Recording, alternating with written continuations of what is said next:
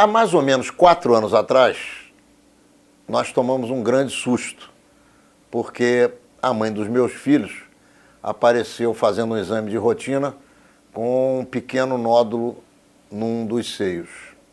E conversando com ela, e ela aflita, procurando uma decisão, acabou buscando exatamente o que a Angelina Jolie acabou indo buscar há pouco tempo atrás, que é um exame genético para ver qual era a condição dela de vida e principalmente quais eram as dificuldades que ela poderia vir a sofrer em função da questão genética, não só de todos os seres humanos, mas especificamente da questão genética dela. E nós hoje vamos bater um papo com ela para que ela explique tudo o que aconteceu com ela e que, consequentemente, vem acontecendo com muitas mulheres no mundo inteiro e agora que foi colocado na mídia de uma maneira bastante grave pela Angelina Jolie. Eu tenho o prazer de receber aqui, entre nós, a Rosália Milstein, que além de ter sido a minha primeira namorada, é a mãe dos meus 2 filhos mais velhos, o Bruce Gonlewski e o Patrick Gonlewski. Tudo bem com você, Rosália? Tudo ótimo. Uma alegria grande receber você aqui. Eu também fico muito feliz e eu estou alegre porque também há 4 anos atrás eu também estive aqui, fui super bem recebida, fizemos também um bate-papo que foi muito interessante e é isso aí. E vamos continuar com esse bate-papo que vai ser obviamente muito interessante, porque Menorá na TV está entrando no ar mais uma vez. Ô Rosália, você é médica, é psicanalista, é escritora, é poeta. Nessas 4 vertentes da tua atividade, qual delas você se sente mais recompensada, mais feliz, mais satisfeita de desenvolver? Eu acho que, eu não sei te responder isso assim, né? Eu acho que é um conjunto. Eu acho que uma coisa foi ajudando a outra. Por exemplo, eu me descobri escritora e poeta mais adiante do que eu me formei em psicanálise. Então, essa descoberta de escritora e de ser poeta me ajudou na minha clínica psicanalítica, porque eu também sempre achei que me faltava alguma coisa e faltava aos psicanalistas também, que era uma cultura maior, estudo da literatura, estudo da filosofia, e acabou que eu me revelei como escritora e isso só me acrescentou na minha clínica, né? Eu acho que sim, acho que foi isso. E aí? Você acha que uma coisa completa a outra, mas tem alguma dessas atividades que te dá mais alegria, mais prazer de desenvolver, ou são todas elas prazerosas em termos equivalentes? São todas prazerosas em termos equivalentes e tem direções não opostas, né, mas muito diferentes. Eu no consultório com o paciente, a gente trabalha ali naquela privacidade, né? O mundo, o outro, é me trazido por um indivíduo só, onde a gente explora muito profundamente a vida interna dele, né? Traz uma amostragem dele dentro de um grupo social, dentro de uma família, dentro de uma língua, de um idioma, né? Agora, quando eu vou para a poesia, e que eu comecei não só a escrever, que é uma atividade também muito solitária, como é também no consultório, mas depois de você escrever, você vai compartilhar com os teus companheiros. Você vai para sarau, você vai falar o seu poema, você vai ver a reação das pessoas, as pessoas vão sentir uma opção de coisas, vão te falar na hora, ou vão te aplaudir. Ou então, pelo livro que você começa a ter contato com os leitores. Quer dizer, você começa a ser divulgada e as pessoas vão escrevendo para você, vão comentando sobre as coisas que você escreveu. Então, é um espectro muito mais amplo de contato com o social, de contato com outras mentes, que não é tão profundo dentro desse aspecto no meu consultório psicanalítico, mas, de alguma forma, é profundo na medida em que me dá uma mostragem, né, um espectro muito mais amplo, né, e uma diversidade maior. Porque eu lido com várias outras pessoas, né? Ô, Rosália, me conta aqui, você descobriu que tinha um problema. Você deve ter ficado alucinada. Quer dizer, imaginou que ia morrer, que a casa ia cair, que estava tudo perdido. É verdade. Como é que funciona isso, hein? Na cabeça das pessoas. Eu acho que é difícil. Primeiro, eu acho que todo mundo tem medo de ter câncer ou tem medo de morrer, vamos dizer assim. Todo mundo tem medo de ter gripe, quanto mais câncer. todo mundo tem medo de sofrer. É isso aí. Qualquer coisa que possa ameaçar essa tua estabilidade, aquilo que você esquece que você é um ser, que você não é imortal, que você é um ser que sente dor, porque quando você não sente dor e está bem de saúde, você não pensa na morte assim, e você não fica pensando no teu corpo, né? Você é feliz. Agora, quando qualquer coisa possa ameaçar esse equilíbrio, essa homeostase, né? Você realmente fica desequilibrado, principalmente com um diagnóstico de câncer, que é uma doença e sempre foi uma doença que sempre significou a morte. Agora está um pouco melhor, mas nem se falava essa palavra há muito pouco tempo atrás. Tenho aquela doença, né? Não se falava nem em câncer. Então aquilo está dentro de você também. Então quando você recebe um diagnóstico assim, você fica totalmente desequilibrado, abalado e não sabe as suas perspectivas, não sabe o seu prognóstico, o que vai acontecer com você. Mas só que a partir do momento que você vai entrando em contato com o seu diagnóstico e também com a equipe médica e com os profissionais que lidam com esse tipo de coisa, você vai ficando mais tranquila, porque você vai tecendo um vínculo de confiança com esses profissionais, você vai tomando consciência daquilo que representa e daquilo que também você pode fazer. Olha só, eu participei junto contigo desse episódio, porque fui aos médicos com você, até você tomar uma decisão. Eu tive próximo para, de uma certa maneira... Você foi bastante companheiro, você e os meus filhos. A minha família mesmo. Eu realmente fiquei ouvindo os médicos com a certeza que o teu problema não existia. Ele poderia vir a existir. Era um assunto que você podia resolver e você tomou, na minha avaliação, a decisão correta. E eu queria que você explicasse o que é que aconteceu com você, que é a mesma coisa que aconteceu com a Angelina Jolie. E de que grupo vocês pertencem, ou a que grupo vocês pertencem, que estariam sujeitas a ter um problema muito mais grave se não tomassem a atitude radical de tirar o ovário, de tirar os seios, tirar... Eu não sei bem como é que é. Fazer a mastectomia. A mastectomia. Você vai explicar isso. Vou explicar. Eu queria que você explicasse. Então, veja só. O que eu tive, eu fazia a mamografia de rotina, que todas as mulheres devem fazer, né? É uma coisa assim, porque a coisa preventiva, eu acho que é o melhor tratamento para qualquer coisa. Então, eu fiz a minha mamografia de rotina e na mamografia deu uma microcalcificação muito mínima e que a partir disso eu tive que fazer uma biópsia que foi constatado um câncer in situ.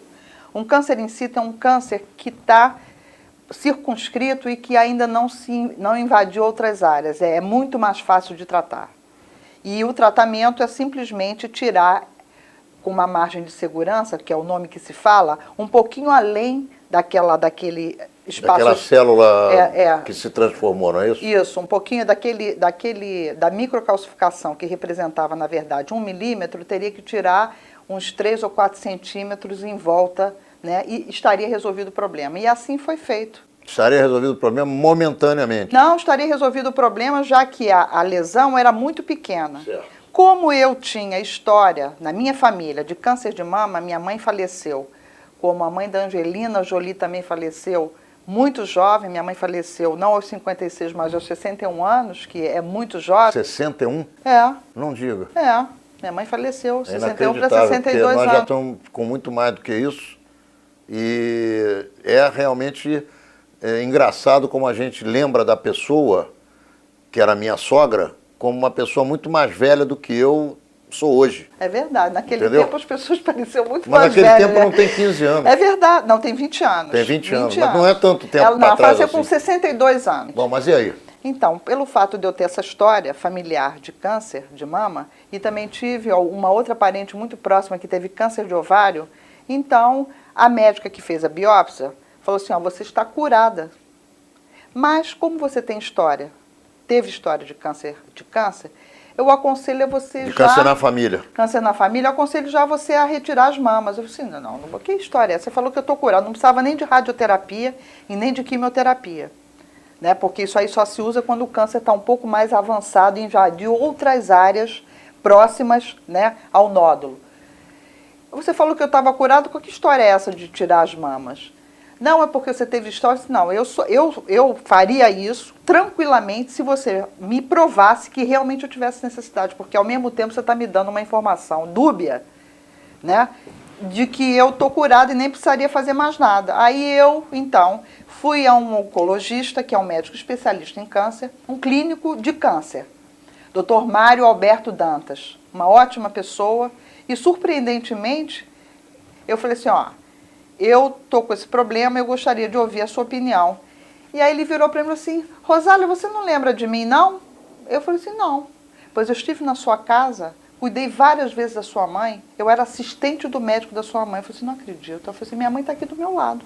Eu estou aqui exatamente no lugar onde eu tenho que estar e tenho que ouvir o que esse doutor vai me falar. Porque eu não me lembrava dele, porque ele era assistente. Era muito jovem. Aí eu falei assim, poxa vida, então você é um testemunho do que minha mãe sofreu. Você viu, e eu não quero passar por isso. Se eu puder evitar passar por isso, eu vou fazer tudo que for possível. Aí ele falou assim, então vamos fazer o seguinte, eu acompanho a história da sua mãe e eu acho que você deve fazer um teste genético. A partir desse teste, se você... O que é isso? Porque as pessoas em casa muitas vezes não conhecem, não sabem o que é. É melhor explicar direitinho o que é. Então, você tem que fazer um teste genético. O que é um teste genético? Você vai a um especialista, né, que faz o teste genético, que é um médico também, que faz o seguinte, você pega o cromossomo, tá? O 13, o cromossomo, nós temos 46 cromossomos. Isso é verificado em qualquer célula. Qualquer célula. Normalmente pode ser, ou atualmente é feito pela saliva ou pelo exame de sangue. Ele colhe um pouquinho e vê, qualquer célula tem que ter esse DNA. DNA é a nossa memória hereditária. Qualquer célula tem que ter isso. Então, por qualquer célula você consegue ver o DNA da pessoa. E é feito através do sangue ou pela saliva. E aí existe, vamos dizer assim, no câncer, quem é susceptível ao alto risco de câncer de mama e de ovário, tem no cromossomo 13 ou no cromossomo 17 uma mutação. Mutação o que é? É uma transformação daquilo que é de um jeito e passa a ser de um outro, e que isso modifica muito a história da pessoa. Por exemplo, quem tem uma mutação no cromossomo 13 ou no 17, que se chama BRCA1 ou BRCA2, falta uma proteína que, vamos dizer assim, eu vou explicar melhor. Todo mundo faz célula de câncer no corpo. Todas Só que alguns desenvolvem, outros não. Só que uns desenvolvem, outros não. Quem tem essa mutação que eu tenho, que a Angelina Jolie tem, e que 10% da população paquistanesa, canadense e judias do leste europeu tem. Então, 10%, e eu estou dentro desses 10%, como a Angelina Jolie também está.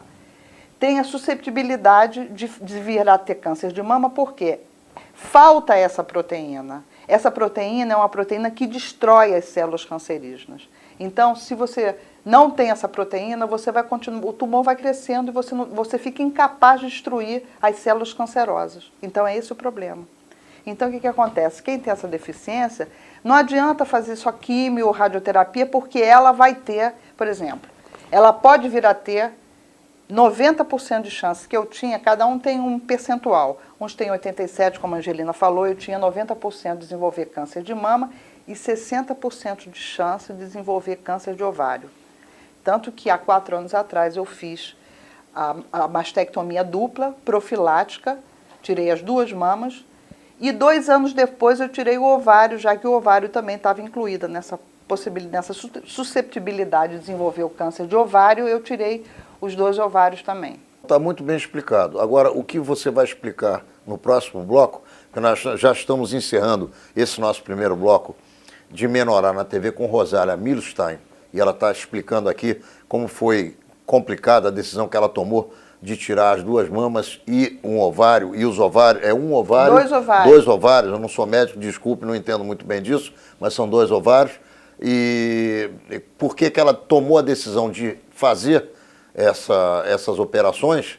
E em função, obviamente, de uma história genética que ela tinha, com grandes possibilidades de vir a ter câncer terrivelmente complicado, tanto nos seios quanto nos ovários, e aí ela tomou esse caminho de fazer as operações profiláticas antes de ter qualquer coisa, a partir de um momento em que ela, num exame de rotina de mama, ela pegou um pequeno câncer colocado como se fosse num vidrinho sem nenhum tipo de metástase ou sem nenhum tipo de maior ataque ao seu corpo, mas ela, a partir dali, ela tirando esse pequeno câncer, ela foi fazer um exame genético e aí ficou comprovado que ela precisava tirar e ela teria que tomar uma decisão. E é sobre essa decisão que nós vamos conversar no próximo bloco com Rosália Milstein. Não saia daí, porque esse assunto interessa a você que é mulher, interessa a você que é marido e que tem que conviver, ou você que é filho, com essa dificuldade e com as decisões que a sua mulher certamente vai tomar com base também nas conversas que vai ter com você. Já já voltamos. Menorá é a revista judaica com mais de meio século de informação. Neste mês, um balanço da Al-Qaeda nos dias de hoje, uma entrevista com o presidente da Sky, 5.000 judeus nas ruas para o enterro do sabão feito de gordura humana e nossos colunistas abordando os mais variados temas. Assine Menorá e garanta a qualidade da sua informação. Vamos lá, Rosália, explica como foi tomar um caminho, como foi tomar uma decisão, como foi encontrar uma estrada para chegar a um patamar de tranquilidade dentro desse redemoinho emocional, psicológico, físico e que certamente joga qualquer pessoa contra a parede, joga no chão e dificulta até, às vezes, o raciocínio.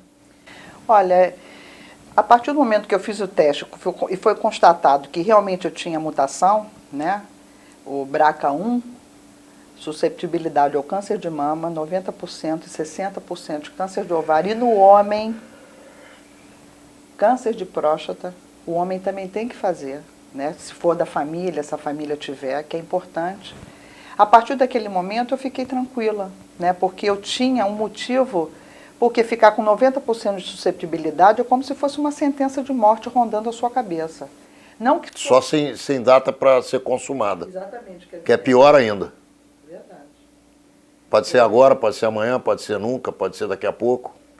E aí é complicado. Quer dizer, existe uma outra possibilidade, porque, por exemplo, quando saiu essa coisa da Angelina Jolie, as pessoas disseram que ela se automutilou, que ela pagou o médico fez o que ela quis, que a mama dela não tinha nada. Aí eu, inclusive, comecei a escrever no meu blog, que eu iniciei um blog. Falar nisso, como é que se verifica o teu blog? Para a gente ir ao teu blog e conseguir ver o que você escreve, o que a gente tem que fazer? Eu tenho 2 blogs. Sim. Um blog que eu fiz na ocasião que eu lancei o meu livro, há 4 anos atrás, que é sobre o meu livro, A História dos Seios. Então, o blog é www.ahistoriadoseios.blogspot.com, onde você também pode adquirir o livro A História dos Seios. E há um mês atrás, como você falou no início do programa, eu continuei a escrever sobre outros assuntos. E, aliás, a partir dessa História dos Seios, que foi o meu 5º livro, mas o primeiro livro de contos, a partir daí eu descobri que eu era contista também, porque antes eu só tinha escrito 4 livros de poesia. Quer dizer, você vê que no momento de crise, apesar de ser difícil, você acaba revelando e descobrindo uma série de coisas muito positivas, né? Então, eu tenho um outro blog que se chama www.rosaliaescreveu.com.br, que eu tenho histórias, outras histórias de outros assuntos, as poesias, eu escrevo qualquer coisa, contos, poemas e outras coisas mais, né?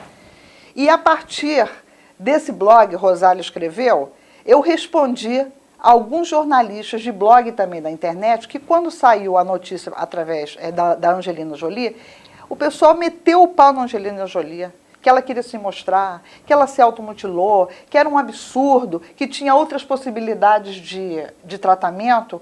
Realmente as pessoas não estavam mentindo. Existem outras possibilidades de tratamento. Tratamento assim, você tem que fazer, foi isso que o meu médico também colocou na ocasião, de 3 em 3 meses você faz uma mamografia. Aí eu falei assim, poxa, eu vou viver na sintonia da morte, porque quando eu for pegar um exame, eu já vou ter que fazer o outro exame. Então a minha vida vai ser fazer mamografia. Além disso, é questionável se a mamografia pode trazer algum tipo de prejuízo, até câncer, pelos raios, que são poucos, mas com essa intensidade talvez fosse uma coisa prejudicial. Lógico que existe, então, essa possibilidade da pessoa ficar o tempo todo fazendo mamografia. Você tem que escolher entre você vai ficar com uma gargantilha presa a uma bola de ferro que pode te jogar na lagoa ou no mar e você morrer afogada, ou se você vai se livrar dessa porcaria toda de uma vez só. É mais ou menos isso que você tem que... Entre isso e aquilo que você tem que escolher. É mais ou menos isso, entendeu? No sentido de que eu retirando as mamas, os ovários, a minha vida fica mais parecida com a vida das outras mulheres. Eu não fiquei sem a possibilidade nenhuma de ter câncer, porque como é profilático, eu fiquei com a pele, fiquei com os gânglios, eu não tinha que tirar mamilo e tudo, eu tirei a glândula, a adenectomia profilática. Sim, mas a capacidade de você adquirir isso hoje é muito menor. Muito menor. Caiu de 90% para quanto? Para 5%. Então, 5% todo mundo tem. Quer dizer, então é como se eu vivesse... Não é verdade? É verdade, é verdade, então... é verdade. Então, é uma vida mais tranquila, é mais na sintonia da vida do que na sintonia de ficar procurando um diagnóstico que pode ser um diagnóstico de morte, né? De 3 em 3 meses. Agora, cada caso é um caso. Por exemplo, uma moça de 20 anos que acontece nesse tipo de anomalia, uma moça de 20 anos que não tenha tido filho, que não tenha amamentado e que tem esse gene, talvez tenha que se pensar mais do que eu pensei, se é realmente o caso e se não valeria a pena ela realmente ficar fazendo mamografia de 3 em 3 meses. É possível pensar nisso, porque ela ainda não teve filho agora. A Angelina já tem 6 filhos, 3 que ela adotou e 3 biológicos. Eu já tinha os meus filhos, eu ia ficar muito mais tranquila. E realmente foi muito bom ter feito isso, entendeu? Foi um sucesso a cirurgia. Rosália, eu acompanhei você no Maurício. Maurício Schweitzer. Que foi quem te operou. Isso. Eu queria que você contasse como é que foi a tua relação com ele, porque eu, como acompanhante seu naquele momento, achei que ele foi um achado. Ele foi? Eu senti o Maurício como uma pessoa altamente competente e atenciosa. E qualquer pessoa que passa por uma doença dessa gravidade, com essas características, não pode se relacionar com um médico que não seja exatamente alguém carinhoso e atencioso para que se possa ter a atenção necessária. Olha, você tem toda a razão, porque, vê só, a relação médico-paciente, em qualquer doença, é a coisa mais importante que tem. O estabelecimento de uma aliança para você lutar contra a doença, para você vencer a doença, para a relação de confiabilidade, isso aí é fundamental. E eu desenvolvi isso com o Dr. Maurício Schweitzer, que além de ter uma competência técnica, né, porque ele além de ser cirurgião, que fez a formação dele em cirurgia plástica com o Dr. Ivo Pitangui, ele é mastologista e ele é oncologista também de mama, né? Porque ele ficou muito tempo no INCA, que é um instituto aqui na Cruz Vermelha, perto lá da... Instituto Nacional do Câncer. Instituto Nacional do Câncer, que é uma pessoa que, além disso, que é o mais legal, é que ele foi meu colega de turma, ele se formou na mesma turma de medicina do que eu. Então nós nos reencontramos numa situação difícil, mas que acabou sendo uma situação mais fácil, porque ele foi muito receptivo, nós sempre tivemos muito afeto, muito carinho, e encontrei o meu colega bastante competente que pôde realmente me ajudar. Quais foram as conclusões que você tirou de tudo que te aconteceu? As conclusões que eu tirei é que se você tem um problema, você tem que resolver imediatamente, o mais rápido possível, segura, não ter o mínimo de dúvidas possíveis, se cercar das pessoas que você confia para te dar segurança, e você tem que acreditar na sua intuição, naquilo que você sente como certo para a sua vida, independente, né, você escuta um, escuta outro, independente do medo, independente de que uma pessoa discorde de você, você tem que colher as opiniões de pessoas que têm o que te oferecer e escolher você também como alguém respeitando a sua experiência, respeitando a sua observação, a sua sensibilidade, o seu desejo de viver, né? Então é isso que eu aprendi. Quais são os sentimentos que passam na cabeça de uma pessoa com esse tipo de questão na frente, hein? Primeira coisa é que a pessoa, eu vou morrer. Vou morrer. Primeira coisa, dá uma maior paura, né? Eu vou morrer. Isso significa que a sociedade foi educada para isso. Exatamente. O câncer sempre significou a morte. Como foi a tuberculose, como foi a sífilis, como é a AIDS, ainda agora um pouco menos, né? Então, todas essas doenças são carregadas, são metáforas da morte, né? E quanto menos se sabe sobre o que causa, mais misteriosa ela fica. E quanto mais misteriosa, mais terrível e mais significa a morte. Porque no momento em que a tuberculose acharam o bacilo de Koch, que é o bacilo responsável pela tuberculose, aquilo ficou, entendeu? Tranquilo. Não é mais a metáfora da morte, né? O câncer ainda é. Porque o câncer é uma doença, são várias doenças. São milhões de doenças. Hoje já se conseguiu a cura de algumas, a cura do câncer de mama está bem avançado, com a cura de outras doenças, mas outras não. As pessoas não têm ideia, né? E também, não só significa aí, porque na prática a gente vê que os tratamentos são muito difíceis, quer dizer, não tem uma quimioterapia, é difícil, radioterapia, mas não tem... Fragiliza as pessoas. Fragiliza as pessoas, é uma coisa assim que você tem que ter um apoio familiar muito importante. Uma escolha médica e uma equipe médica muito importante também, muito concatenada, compartilhando aqueles momentos, né?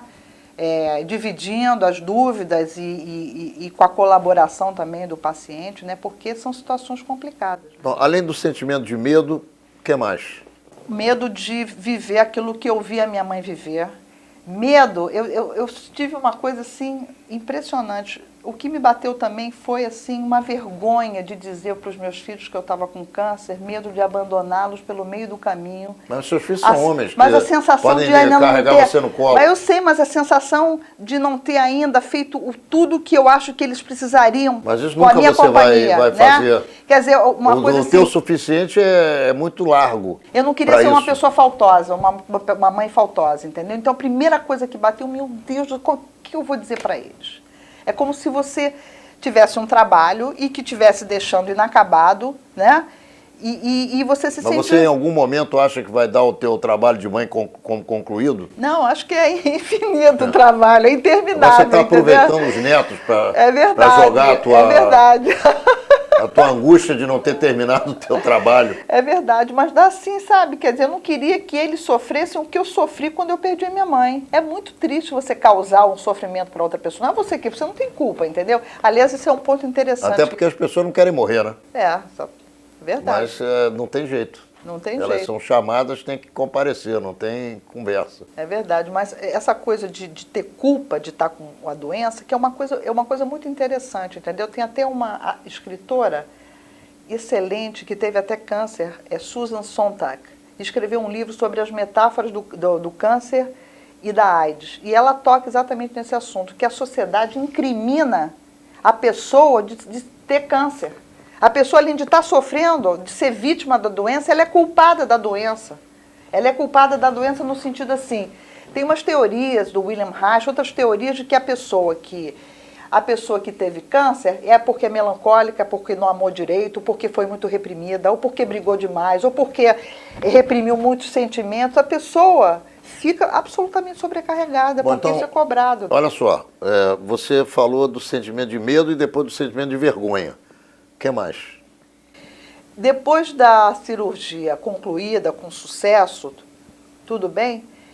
Você nasceu de novo? Nasci de novo e me senti assim super feminina, né? Me senti super bem porque a plástica saiu muito bem, a reconstrução da mama ficou muito boa e eu fiquei assim com vontade, assim, parece que abriu, né, um caminho na minha feminilidade, aquilo que eu estava com ameaça de perder, que era a minha feminilidade, já que os seios representam muito a feminilidade da mulher, eu fiquei com medo de perder a feminilidade, mas a mulher não perde a feminilidade, muito pelo contrário, eu fiquei orgulhosa de estar com as mamas novas, aí fiquei pensando na coisa da vaidade, se ia dar para botar camiseta, decote, como é que ia ser, que roupas que eu ia poder colocar, entendeu? Eu fiquei muito, muito satisfeita, quer dizer, muito bom, entendeu? Teve também essa coisa boa e além daquilo que eu falei, né? A partir daí eu comecei a gostar de escrever histórias, porque o meu livro começou, esse livro das histórias dos seios, começou 2 dias antes da minha cirurgia. Porque na ameaça de tirar as mamas, eu comecei a me lembrar como se fosse uma saga, como se nos seios eu pudesse lembrar da minha vida, de mocinha, de menina. Então me lembrei do meu primeiro sutiã, me lembrei de uma cirurgia que eu ia fazer de cirurgia plástica. Eu tirei esse primeiro sutiã. A cirurgia plástica que eu ia fazer, e aí eu fugi da clínica porque eu fiquei com medo de fazer a cirurgia plástica, né? Depois a amamentação dos meus filhos, que eu ficava olhando para eles quando eu amamentava. E aí eu fui escrevendo essas histórias. Tinha um que mamava e apertava assim. Mas é normal pato, isso, né? é normal. Além dos sentimentos de vergonha, de medo e tudo isso que você, enfim, sentiu e por tudo isso que você passou, quais são os outros sentimentos que você teve? Então, com a ameaça da retirada das mamas, 2 dias antes da cirurgia, eu comecei, nos seios, ter a memória do que eles foram para mim durante toda a minha vida, como se eu, na mama tivesse a memória da minha feminilidade. Então você vai me contar tudo isso no próximo bloco. Não saia daí, você está participando de uma experiência de alguém que teve de frente com o câncer e que, por uma série de fatores, conseguiu vencer essa dificuldade. Nós estamos conversando com a Rosália Milstein, que teve que tomar uma série de atitudes para preservar a sua vida, e ela está nos contando tudo isso. Eu tenho certeza que você vai tirar lições para que você possa viver melhor a partir de agora, independente de estar doente ou não, e a gente espera que você tenha muita saúde. Já já voltamos.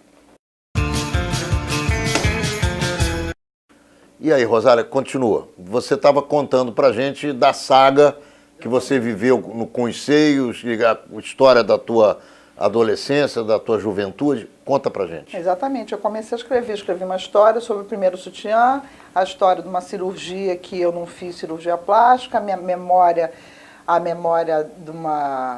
da amamentação dos meus filhos e muitas outras coisas que foram... Aí eu entrei na cirurgia e foram acontecendo outras coisas na cirurgia também. Aí eu escrevi uma terceira história, que foi quando eu saí da cirurgia, eu tive que botar um sutiã, fui para casa, uma coceira terrível, a minha acompanhante falou assim, poxa, dona Rosa, doutora, tira esse cinto de castidade. Eu achei tão engraçado aquilo, aquele cinto de castidade, como houve outras situações que me estimularam, ou pela coisa bizarra, ou pela coisa engraçada, porque tem coisas engraçadas, você tem que escolher na sua vida se você vai achar tudo ruim, ficar só entrando na angústia, ou se você também pode rir das situações, por mais trágicas que elas possam ser, né? E aí eu na 10ª história, né? Aí me lembrei dos exames que eu fiz, o exame antes para determinar o lugar que era para tirar o tal da microcalcificação, que se chama estereotaxia, que chama o conto, que é o nome do exame, que você fica numa mesa com 2 buracos onde você bota as 2 mamas e o médico fica por trás, quase como um anzol para localizar onde é que está a lesão. Aí parecia uma pescaria, então o nome do conto é uma pescaria, né? Que a pessoa que viveu isso, ela vai lá e vai ver. Então todos os outros sentimentos e tudo que uma pessoa passa, e não só eu, porque a partir daí, na 10ª história, eu falei assim, bom, isso aqui dá um livro. Aí eu me empolguei e comecei a escrever. E não só escrevi mais, como comecei a conversar com outras mulheres também, que me contaram um monte de outras histórias. Porque toda mulher tem sempre uma história de seio para contar. Então, qual é a história mais tocante que você escutou e que você pode contar pra gente aqui? A mais, primeiro uma história de uma senhora que logo em seguida da cirurgia, um mês assim, estouraram todos os pontos da mama, tudo. Aí ela chegou no médico, mas o que aconteceu? Ela transou com o marido, né? E que foi bárbaro, porque estouraram os pontos, podia ser uma coisa ruim, né? Porque achei muito legal, porque esse marido, normalmente a mulher que tira as mamas, ela é considerada sexuada, o marido perde o tesão por ela, e esse marido, como o Brad Pitt também, que está junto o tempo todo com a Angelina Jolie, né? Esse marido conseguiu exteriorizar uma coisa boa de amor, de afeto, de tesão por essa mulher que não é considerada ou a morte, ou assexuada, ou sem feminilidade nenhuma. Então é uma história super importante, essa história. Tem outras histórias também, né? Tem uma outra história que, por isso que eu falei da intuição, de uma outra pessoa, de uma outra moça que sentiu alguma coisa na mama, foi ao médico, ele falou que não era nada, aí foi no outro médico, então se você está insistindo, vamos fazer a biópsia, aí fez a biópsia, a gente vai fazer só para desencargo de consciência. Aí tirou um pouquinho, era um câncer muito invasivo, né? Mas não tem problema não, porque a gente vai fazer a cirurgia. Aí fez a cirurgia, isso tudo com medalhão. E aí tem um conto que se chama Medalhões, né? Quer dizer, ela foi atrás... O medalhão é um médico que tem fama. Que tem fama, mas... Como um jogador de futebol que já está jogando, é um ex-atleta em atividade, é isso? Isso. O medalhão é um camarada que tem fama, mas que trabalha mal? Trabalha mal. não só trabalha mal, ele pode até trabalhar bem, mas quem sabe melhor de si é a própria pessoa. Essa senhora, ela insistiu muito intensamente naquilo que ela achava que realmente ela tinha. E foi graças a essa intuição e aquilo que ela estava sentindo que ela deu conta de poder se salvar, porque ela insistiu, foi no médium, foi no outro, foi no outro, foi no outro, e até que conseguiu resolver o problema dela. Foi uma coisa, foi uma saga, foi um caminho muito doloroso, mas ela conseguiu vencer porque ela acreditou no que ela estava sentindo. E eu acho que isso é importante. Ô, Rosália, eu li 2 livros teus, dentre todos os que você escreveu, 2 eu li e me lembro. Eu li todos, mas me lembro desses 2. Um é sobre o falecimento do teu pai. Você fez uma série de poemas concentrados no falecimento do teu pai, na vida do teu pai, na tua relação com ele. E o segundo foi esse que você não era só na relação a ela. Não, era um livro muito mais amplo, mas você tinha muitos aspectos, algumas poesias ligadas ao teu pai. Eu não me lembro do nome do livro, mas me lembro disso. Certo, é verdade, é o segundo livro. Itgadal, Memória dos Ausentes. Exatamente. E esse livro terceiro, ou quarto, eu não sei se é o terceiro ou quarto, que é o livro dos Seios. Não. O primeiro livro é no azul. Sim. Que até tem um poema que eu até falei daqui da outra vez, que eu fiz em relação, para minha mãe. O segundo é esse que você está falando, chama-se Itgadal, Memória dos Ausentes, que não foi só a morte do meu pai, mas assim, eu juntei as perdas. É verdade, mas tinha uma concentração de poemas sobre o teu pai. É verdade. Depois desse, teve o Luminosidades, que é um livro mais leve, né? Que aí, a partir desse terceiro livro, eu já fui estudar na Biblioteca Nacional, fiz oficinas literárias, aí eu, vamos dizer assim... Aperfeiçoou a tua capacidade. A capacidade de escrita, aí teve a Luminosidades. Aí depois do Luminosidades ainda teve Aqui Dentro de Mim, que é o 4º livro de poesias. Muito bem. Como eu me lembro desses 2, do Itgadal, que é a primeira palavra da reza hebraica que trata dos mortos, que é o Cádiz. E esse agora é relativo à tua capacidade de vencer essa dificuldade com a qual você teve que se deparar. O que é que esses 2 livros trouxeram para você? Do ponto de vista de escritora, os 2, esse Itgadal e esse atual. O que esses 2 livros trouxeram para você em termos da tua condição de escritora e como é que você se sente com os comentários que são feitos para você a respeito? Não, esse livro é completamente diferente. Itgadal era o meu segundo livro e uma necessidade interna mesmo, né, de falar sobre as perdas, né? Quer dizer, todo livro tem a necessidade interna de falar sobre as... Mas eu estava escrevendo para mim, vamos dizer assim. E que se as outras pessoas gostassem, ou aproveitassem, era muito bom. Para mim, eu, enquanto judia também, porque Itgadal tem a ver atavicamente com o meu povo, lógico que eu não estou ali isolado escrevendo o livro. Se eu já botei o nome Itgadal, entendeu? É que tem alguma coisa a ver com o povo que eu pertenço e com a tradição e com as maneiras do luto judaico, né? Que eu peguei como cultura, né? De poder embalar as minhas memórias, a minha relação com meu pai e com as minhas perdas, né? E que era dar vivas também a isso, porque na reza Itgadal você não lastima o morto, você nem fala disso, entendeu? Né? Então, sempre a coisa judaica também me deu, quer dizer, apesar de ser um livro de perda, tinha uma coisa de não lamentar, né? De ir para frente, relembrar, ter orgulho, homenagear, mas não lamentar. Esse último livro, A História dos Seios, também eu comecei a escrever, não era nem para mim, eu escrevi porque eu já me sentia mais estruturada como escritora e essa necessidade de escrever quando as coisas acontecem, eu escrevo quase todos os dias. Eu comecei a escrever daquilo que eu estava sentindo naquele momento. Depois de um tempo, eu comecei a ter uma visão diferente que eu tive nos outros livros, porque eu quis escrever as histórias para ajudar as outras pessoas, para realmente as mulheres poderem ler o livro. Eu ia chegar lá agora. Né? Com a tua conversa com as outras pessoas que têm essa dificuldade, como é que tem sido? Tem vários tipos de experiência, né?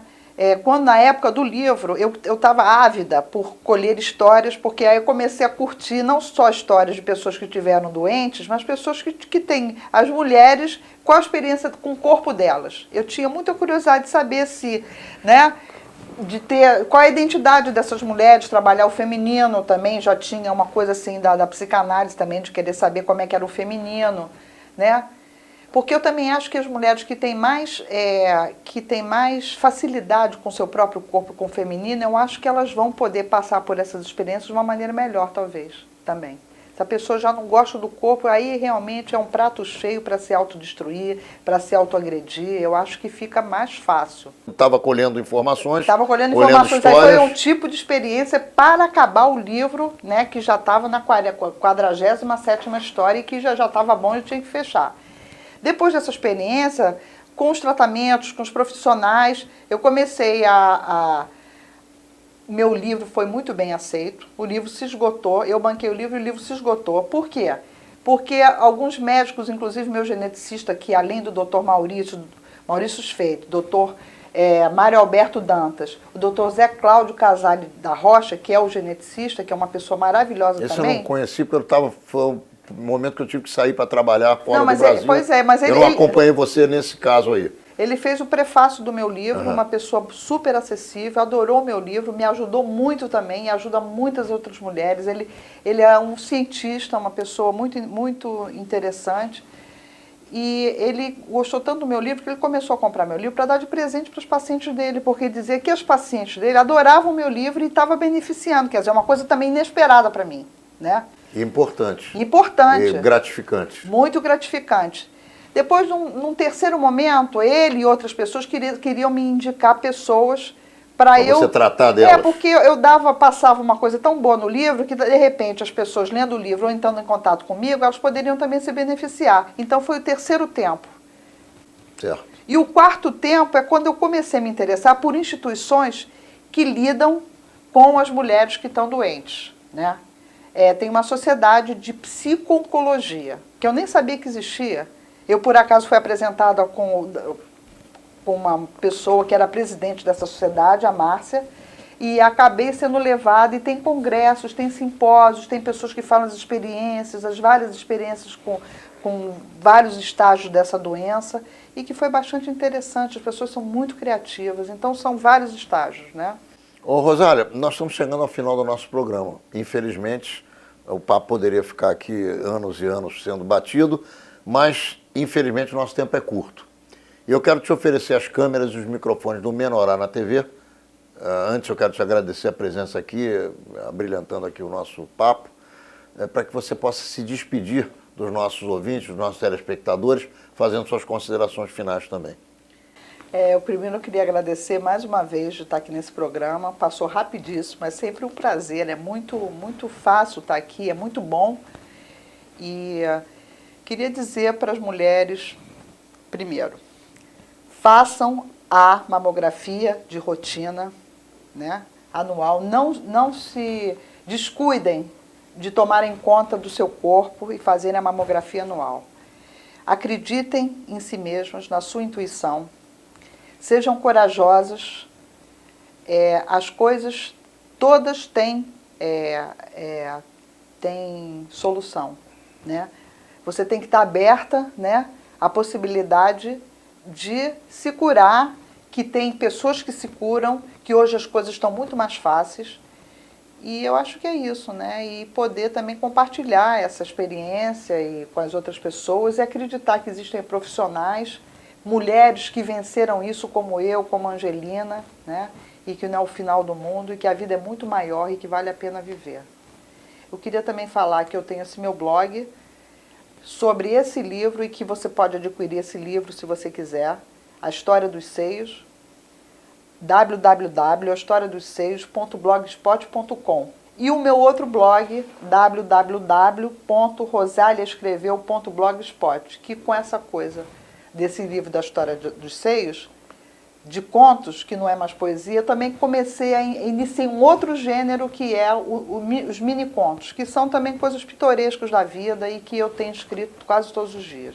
Valeu, querida. Um beijo para você, que você tem uma vida de 120 anos, vezes muitos. Muito obrigada. Você continua cuidando dos seus filhinhos, coitadinhos, que um tem só 36 aninhos e o outro 38. Mas vamos em frente. Menorá na TV entrando no ar mais uma vez, se Deus quiser, na próxima quarta-feira, às 10 horas da noite, pelo canal 14 da NET. Te vejo lá.